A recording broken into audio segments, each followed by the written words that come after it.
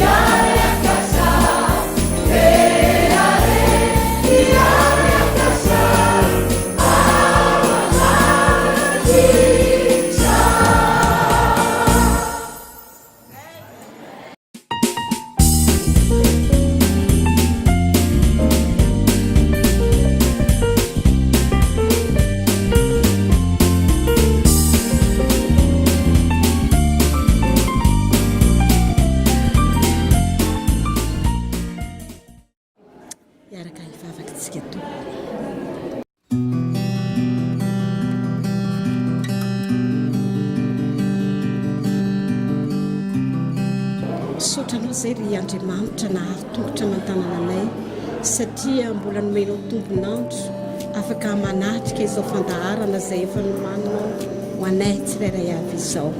Eny tompo malalo ampangino ny feo hafa rehetra fa aoka ny fanainao masina vitaridalana ary aoka ny tondra ny teny omenao lelany efa mahay ary ny sofina izay iainao dia omenao ny sofina malady ary ny fozay andray izany dia ho fomora andairany teninao ary ampiatra izany ny fiainana.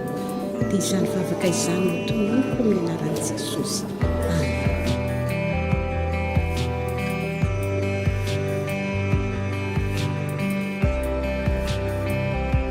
Ava malala izay manaraka ny famelabelana Rasoratra Masina izay raisan'ny fiangonana Adventiste amin'ny tamin'ny fafito Betongolo Anjara amin'ny fitoriana ny firazantsara tao anatin'ny 2 andro izay isika manaraka ary miditra amin'ny andro fahatelo isika androany. Omaly isika dia nahita lohahevitra lehibe anankiray milaza hoe adinoko fa ay aho mananjanaka. Fa amin'ity androany ity dia anaraka lohahevitra tsara ihany koa isika dia mangataka ny fahalianantsika. Lohahevitra anankiray manao hoe adinoko fa ay ilaina ny akanjo. Dia vao malala ny fenon'ny fanan'Andriamanitra ny saina sy ny fontsika any amin'ny toerana rehetra izay misy atsika amin'ny alalan'izao tambazotra serasera izao andre izany afatra masina omen'Andriamanitra ny mpanompony izany. Milohan'izany rehefa dia andre hira izay andraisan'ireo antoko-pihira ny ankizy madinika izay manana ny anarany hoe niantsa izay ao amin'ny fiangonana Adventiste amin'ny tamin'ny fafito Betongolo ka ny tompony ameno ny fanany amin'ny mpanompony ary isika kosa anaraka izany afatra izay manokana ho an'izao vanim-potoana izao dia mirary soa ho antsika rehetra ny tompony mombantsika amen.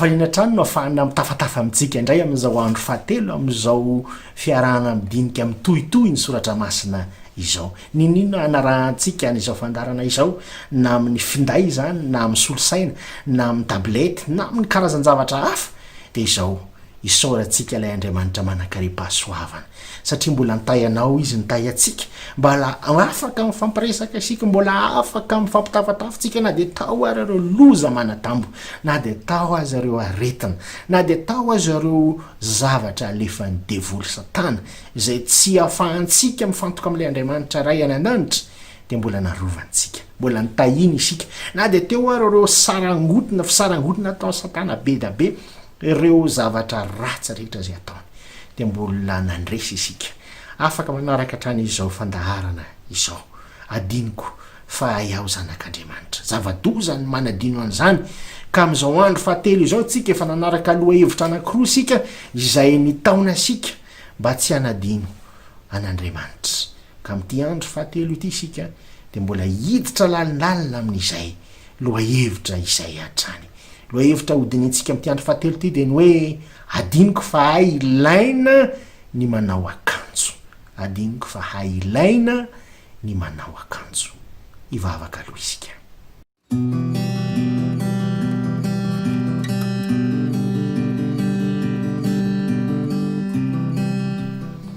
tompo masina ty anay misaotra anao zay satria mbola te hiresaka aminay ianao te hibitsibitsika ty anatin'ny fonay ianao te hiteny amin'ny feo malefaka aminay ianao koa dia mitenena Jehovah fa mihaino ny mpanomponao noho ny amin'ny anaran'i Jesosy. Amen.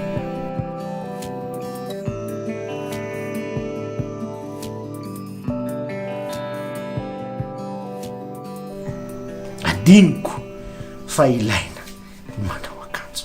Mety meme isika maheno an'izany lohateny izany, mety variny isika, mety miresaka moramora ny ao an-tokantrano fa inona koa ary izany ry chef Cora Serville izay moa ny anaran'ny tena reo anivon'ny fikambanana tanora adventiste sady manaroatra manao kopakopa-tanana ho andreo namana ao anavon'ny fikambanana tanora adventiste rehetra manerana ny vohon-tany izay manaraka n'izao fandaharana izao.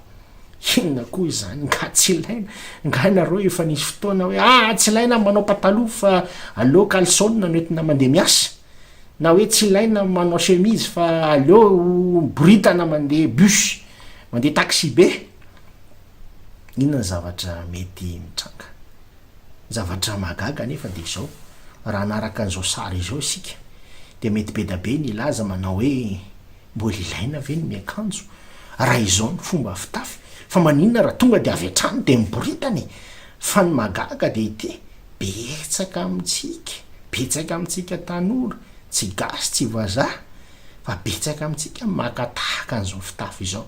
Da de betsaka raha ny teny manao mbola ilaina ve ny manao akanjo raha izao ny fomba fitafy. Zavatra anankiray ity aseho sara anankiray manaraka aseho antsika ity ho an'ireo tovolahy ohatranay. De misy an'ity lamaody anankiray antsoina hoe ultra taille basse ity ohatra. Misy sary mampime moa io apity io manao hoe tamin'ny taona 20 tany ohatran'io ny fomba fitafy de manomboka midiny izy taona 90, de manomboka midiny izy taona 20 sy 20 izy efa ery angamba amin'ny taona 30 sy 20 de taritina amin'ny saretsy isa le pataloha fa tsy anaovana. Ary misy sary moa eo ambanikeo hoe tokony hanao an'izany fomba fitafy zany ve tsika, mbola ilaina ve ny manao akanjo sa rehefa ho reny ny fomba fitafy zay aseho atsika dia akatahaka sika. Mabe resabe tokoa izany, mahatonga resabe tokoa izany. Betsaka reo mpiara manao hoe avelao zay anao fitafy araka zay tianay ka, avelao zay anao fitafiana araka zay metimety aminay. Miresaka amintsika tanora manokana eto manaroatra an'izao fotoana izao, misy teny soratra masina zay ambaratsika ao amin'ny Timoty voalohany toko 2:7-10. Timoty voalohany toko 2:7-10 amin'ny anaran'i Jesosy manao hoe ary toy izany koa ny vehivavy hiravaka amin'ny fitafiana mahamendrika mba amin'ny famaontinana sy ny fahononan-tena, fa tsy amin'ny volo mirandrana sy ny volamena na vatosoa na fitafiana sarobidy, fa amin'ny asa tsara araka izay mahamendrika ny vehivavy manaiky ny fivavahana amin'Andriamanitra. Marina fa vehivavy no lazain'ny apôstôly Paoly eto raha nampanohitra tany amin'ny Timoty izy, fa ny zavatra tiana teneniny eto de ny olombelona rehetra na vavy na lahy, indrindra fa isika tanora mitodika amintsika aloha amin'izao fanombohana izao fifampiresahana izao. Mbola ilaina ve ny mitafy raha ireny fomba fitafy mianjaka mampiseho vatana, mampiseho ireo nafenina ireny? Mbola ilaina ve ny manao akanjo raha ireny tsy aloha tonga de miboridana?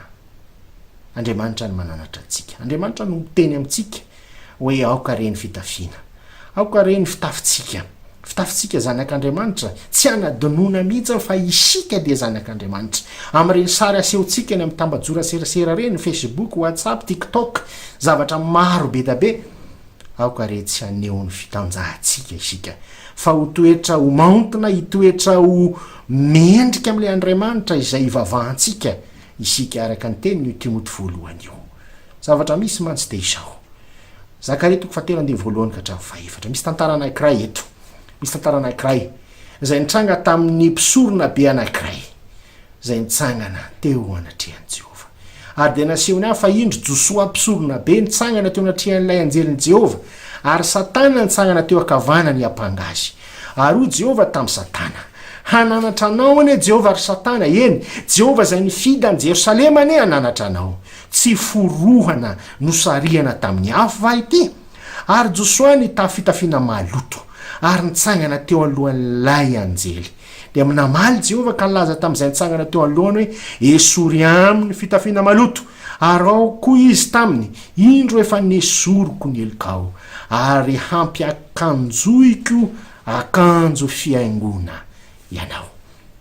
Josoampisorona bery de maneo antsika olombelona rehetra, manao akanjo isika, ary ny akanjo atao antsika dia akanjo maloto, akanjo voretra, akanjo fenimpentina, ary io akaikitsika eo mitsangana ny devoly, ary ina nataony devoly araka voalazany toky sy andininy eo, miapanga devoly, satana nitsangana teo akavanany hiapanga azy.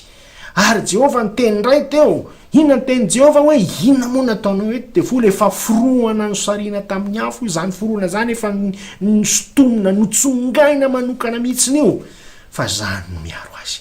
Ary mbola toyny izany nosaroman'Andriamanitra, no esorin'Andriamanitra ilay akanjo maloto zay nitafiany Josoa, zay maneho anasy ianao zany, fa nitafiny akanjo anankiray, akanjo madio isika. Nianatra ao atao antsika ihany koa, isika rehetra zay manaraka izao fandaharana izao. De zay voatena amin'ny Romana 7:12 ka hatramin'ny 4:12. Romana 7:12 andininy 4:12 ka hatramin'ny 4:12. Aminaran'i Jesosy manao hoe, fa ho lasa ny alina re, ka efa miakaiky kokoa ny andro, ko kariantsika ny asany maizina, ka hitafitsika ny fiadin'ny mazava, aoka sika hitondra tena tsara tony amin'ny andro, tsy amin'ny filalaovan'ny ratsy, na amin'ny fahamamona, tsy amin'ny fijangajangana, na amin'ny fijejojejoana, tsy amin'ny fifandirana, na amin'ny fialonana, fa hitafio Jesosy Kristy tompo, ary aza miainy amin'ny nofo ahatateraka ny filany. Ninninna akanjo tsara, ninninna akanjo mafinaritra mety anananao, akanjo mety feny diamant volamena, de mbola misy akanjo tsara voalaza eto, tsara lavitra noho ny akanjo rehetra, de tsiny zany fa Jesosy Kristy. Ilay akanjo tsika maloto, voretra ny fahamamona, voretra ny fijangajangana, voretra ny filalaovan'ny ratsy, ny fijejejona, ny fifandirana, de asain'Andriamanitra esorina fa soloniny any Kristy, hitafio Kristy, ary izay fitafiany Kristy zay no asaina tafitsika. Romana 7:17, Romana 7:17 de zao ny voalaza amin'ny soratra masina, teny mafinaritra ho azy ho anao. Inaro ny lazaintsika, ota vany lalàna, sanatria zany, kanefa tsy nahalala ota aho raha tsy tamin'ny lalàna, satria tsy fantatra akory ny fitsiritana raha tsy ny lalàna ny nanao hoe aza mitsiritra. Tena anankiray mantsy ny zavatra makiray mantsy ny zavatra mitranga entina hisariana asaitsika. Inona moa mahatonga ny akanjontsika ho maloto zany raha ny teny soratra masina teo nalaina, satria isika mijangajanga, satria isika mamolava, satria isika milalao ratsy, de maloton'izay ny fitafitsika. Ary Jesosy miteny manao hoe isorina akanjo iny fa hitafio Kristy, de misy miteny manao hoe fa maninona moa raha ohatra ka tsy lay akanjo maloto no esorina, fa inona ny esorina? Lazaina fa hoe fa maninona moa raha izao akanjo zao natao lamody, zao akanjo maloto zao mihitsy ny lamody amin'izao fotoana zao, ka alohanao akanjo maloto daholo ny vahoaka rehetrarehetra, fa zay ny lamody. De mipetraka ilay fanontaniana hoe adinoko fa hay ilaina ny manao akanjo, satria mety hiteny isika amin'izao hoe ty akanjo malotoko ty ranga mety amiko avelao amin'izao Jesosy nefa de manasa antsika hoe soloina, fa noho ny fitiavan'ny olona, noho ny tsy fitiavan'ny olona fehezina, noho ny tsy fitiavan'ny olona baikobaikoana eo amin'ny fiainana, de inona ny zavatra misy? Fa ala izy mijanona fotsiny amin'izao hoe avelao ao amin'izao avelao ao amin'izao, tsy maninona amin'izao poziko zao, tsy maninona amin'izao maloto izao. Ka ny olona rehetra manodidina anany maloto daholo koa ary lalàna le didy folon'Andriamanitra zay voalaza amin'ny Exodosy 2:20, ireo didy nomen'Andriamanitra tamin'ireo vaty fisaka anankiroa teo amin'ny tendrombohitra Sinay, ireny mihitsy no tadiavina potehana, ireny mihitsy no tadiavina esorina tsy hisy intsony. Satria nahoana? Satria tsy te hanala ilay fitafiana. Reto misy tokisandininy vitsivitsy entina hisariantsika ny saina, hisariana ny saintsika. Jaona voalohany 7:14, Jaona voalohany 7:14, izay rehetra manota no mandika ny lalàna, fa ny ota no fandikana ny lalàna. De ahoana zany? Romana 7:17, fa samy efa nanota izy rehetra ka tsy manana ny voninahitra, avy amin'Andriamanitra. Ary Hebreo 12:1 fa raha tsy amin'ny finoana dia tsy misy azo atao azahoana sitraka aminy, fa izay manantona an'Andriamanitra dia tsy maintsy mino fa misy izy sady mpamaly soa izay mazoto mitady azy. Samy mpanota asika rehetra, na dia tenako izay mamelabelatra soratra masina aminao ara mpanota asika rehetra satria mandika lalàna. Na dia misy ara ny didy folo izay fantatra tsenjery, hainy sasany tsenjery, vakina foana, dia mandika izany na lala fijery, na lala fiaino, fiteny, fisainana, manota isika. Fa soa ihany teny fikesan'Andriamanitra dia miteny amintsika, veriko vakina io Hebreo 12:1 io manao hoe fa raha tsy amin'ny finoana dia tsy misy azo atao azahoana sitraka aminy, fa izay manantona an'Andriamanitra dia tsy maintsy mino fa misy izy sady mpamaly soa izay mazoto mitady azy. Izay mihitsy ny tanjontsika kehitriny, mazoto hitady an'i Jesosy isika izay mpamaly soa atsika sy mpamonjy atsika. Mateo 2:20 andiny fa 1:20 ka hatramin'ny 7:20. Mateo 2:20 1:20 ka hatramin'ny 7:20 minaran'i Jesosy manao hoe ary noho efa niditra ny mpanjaka izany mpihinana dia nahita lehilahy anankiray izay tsy niakanjo fitondra amin'ny fampakaram-bady. Dia hoy izy taminy, ry sakaiza, ahoana no idiranao eto nefa ianao tsy miakanjo fitondra amin'ny fampakaram-bady? Dia sina izy.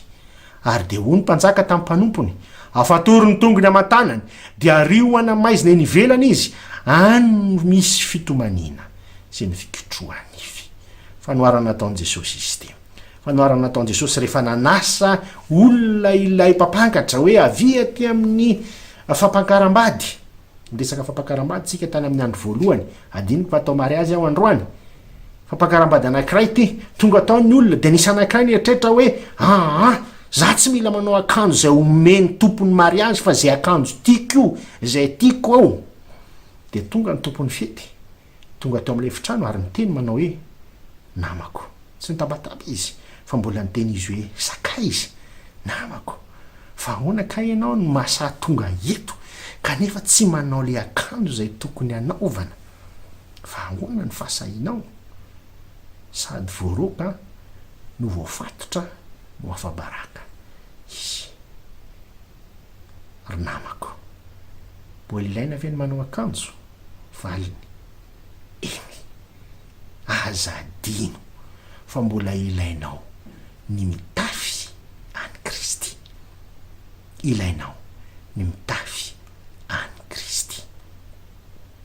Ndray andro dia nisy mpirahalahy mpifankaty izy mirahalahy, kanefa noho ny etraketraky ny fiainana dia ny fampizara ny lalana izy mirahalahy.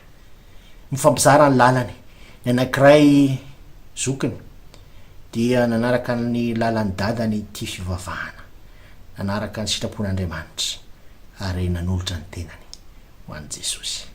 Ilay zandriny kosa dia indrisy fa lasa ny varilavo tamin'ny toka, tamin'ny zava-mahadomelona ary tamin'ny rendrarendra ny fiainana.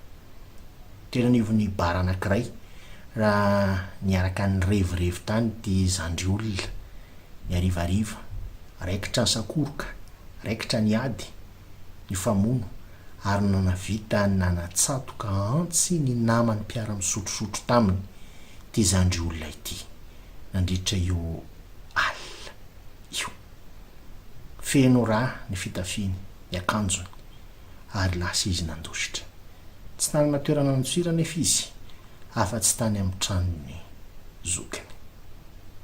Rehefa tonga tany izy, miosindra, naran'ireo vahoaka betsaka nanenjika tao an-tanàna, dia tsy nahasany teny. Lay zokiny kosa avy an-trano dia nafantatra ny zava-nisy, dia niteny mora tamin'ilay zandriny manao hoe zandry malala, esory ny fitafianao, esory ny fitafianao fenondraha, esory ny fitafianao omeo anaovana, fa ty fitafiako madio akanjo mandriko entiko matory ty ity anaovana. Fa ny akanjonao fenondraha ho eto aty anaovako. Tao anatin'ny segondra vitsy de vitsy zay indro fa nitafy lay akanjo fianora lay zokiny, lay zandriny kosa toy ny tsy naninina nitafy lay akanjo mandro madio. Vaky ny trano satria romotra ny olona, nosamborina lay zokony zay nanao akanjo miosondra ary tratra ny fitsaram-bahoaka teo atokotany satria nahafaty olona.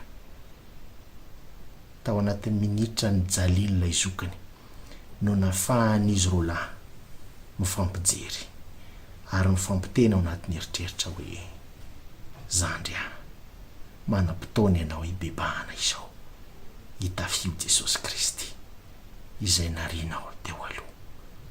Latsaka ny ranomason'ilay zandry olona nahita an'ilay zokiny novonoana teo masony nefa tsy nanao ninonina.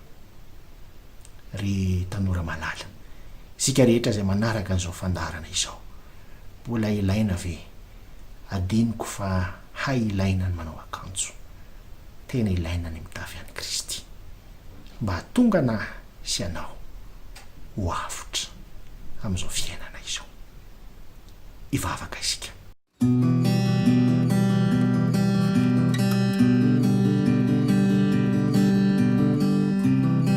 Tompomasina tianay, saotranao izay satria be fitiavana mandrakariva ianao, manavao isa-maraina ny famondram-ponao aminay zanakao, miteny mandrakariva aminay fa vonona ny anavotra anay ianao. Na dia ao ary ny didi folo izay miteny aminay ny tokony ataonay ny tsy tokony ataonay dia izao indrisy fa amin'ny mampanota anay dia mandika izany foana izahay isan'andro. Sofa teo ianao Jesosy Kristy, manavotra anay, manome akanjo-pahamarinana anay ary manasa anay hitafy izany. Fa izahay raha mitafy izany akanjo-pahamarinanao izany Jesosy dia hivoaka mpandresy, dia hivoaka vonjy ho avotra ho amin'ny manaka izay. Tompomasina mitahia